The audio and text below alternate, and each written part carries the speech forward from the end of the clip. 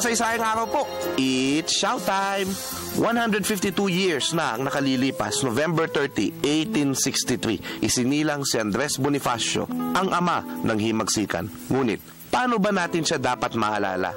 Simple, ang bawat katipon sa pagsali niya sa katipunan ay nangangailangan kumuha ng isang nom de guerre o pangalang pandigma. Kung ang iba ay vibora o di kaya ay apoy ang pinili, si Bonifacio ay pinili ang salitang may pag-asa.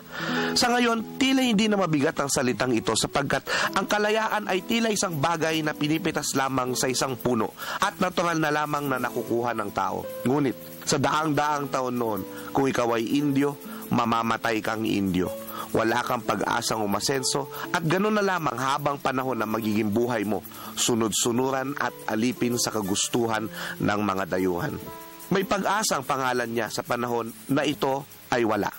May pag-asang pangalan niya sa panahon kailangan ito upang maibalik sa atin ang mga sandatang tinanggal sa atin ng mga Espanyol, ang ating utak at ang ating kalooban. Sa panahon na iyon, ang may pag-asa, ang tanging makapagbabalik ng kulturang sariling atin na iwinaglit sa ating kamalayan. Sa panahon na iyon, ang may pag-asa, ang tanging makapagtutubos ng sariling kalayaang inagaw at ipinagkait sa kanya. At sa paniniwalang katipunan, ayon sa mga isinulat mismo ni Bonifacio, maging ni Emilio Jacinto at iba pa, ang may pag-asa, ang siyang magkakaisa bilang magkakalahi at magkakapatid, mga anak ng bayan sa iisang inang bayan. At sa kanilang pagkakaisa ay wawasakin ang mga nakabubulag na kamangmangan at maling paniniwala at magkakaroon ng karunungan, kaliwanagan at katwiran. Na sa pagkakaisang ito ng mga may pag-asa, ng mga taga-ilog, ay magmamahalan ng bawat isa bilang magkakapatid, isang dugo bilang unang utos sa kataas-taasang katipunan.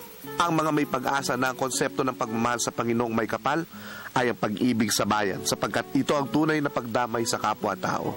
Ang mga may pag-asa na hindi lamang panglalamang sa kapwa, kasakiman at pansariling interes lamang ang isinusulong, kung hindi ang pagkakaroon ng mabuting kalooban na siya nagbibigay ng kaginhawaan o ang maliwalas na buhay, mabuting kalusugan at kapayapaan sa puso na siyang tunay na bunga ng kalayaan. Isang sambayan ng malaya, hindi lamang sa politikal na mga karapatan, kundi makarangal, may puri, banal, taas noo at masagana. Kapatiran at kabutihang loob na nagbubunga ng kaginhawaan, na nagbubunga ng tunay na kalayaan. Ang pangarap ni Bonifacio na natatamo lamang ng isang taong may pag-asa.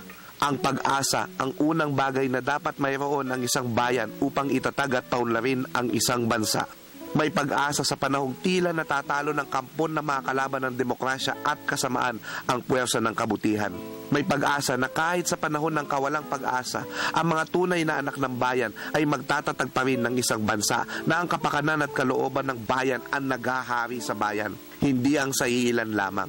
May pag-asa na ang maghahari sa huli ay ang bayan, haring bayan, at hindi ang iilang naghahari-harian lamang.